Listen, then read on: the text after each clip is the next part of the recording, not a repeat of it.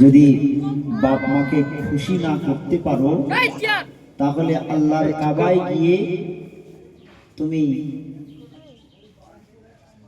কান্নাকাটি করে চোখে থেকে যদি পানির বদলে রক্ত ঝরিয়ে ফেলো তাহলে ওই কান্না আল্লাহর দরবারে কবুল হবে না। যদি তোমার বাপ আর মা তোমার উপরে বেজার থাকে, বুঝেছেন?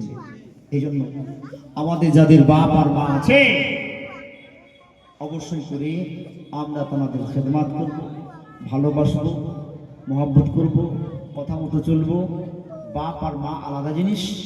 এই বিষয়ে আল্লাহ পাক কোরআন শরীফের বিভিন্ন আয়াত দিয়েছেন। কোরআন শরীফে বাপ মার বিষয়ে আল্লাহ কিছু আয়াত নাযিল করেছেন।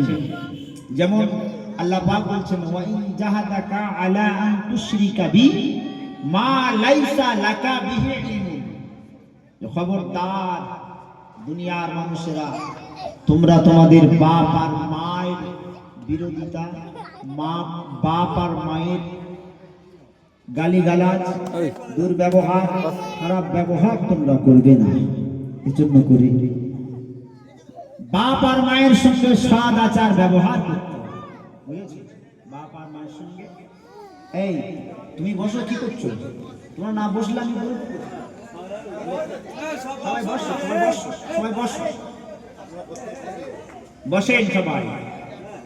যারা তাবারকের ব্যবস্থা 2-4 জন থাকো, 2-4 জন যারা প্যাকেট করছে করো, বাকি সব এসে বসো। হ্যাঁ।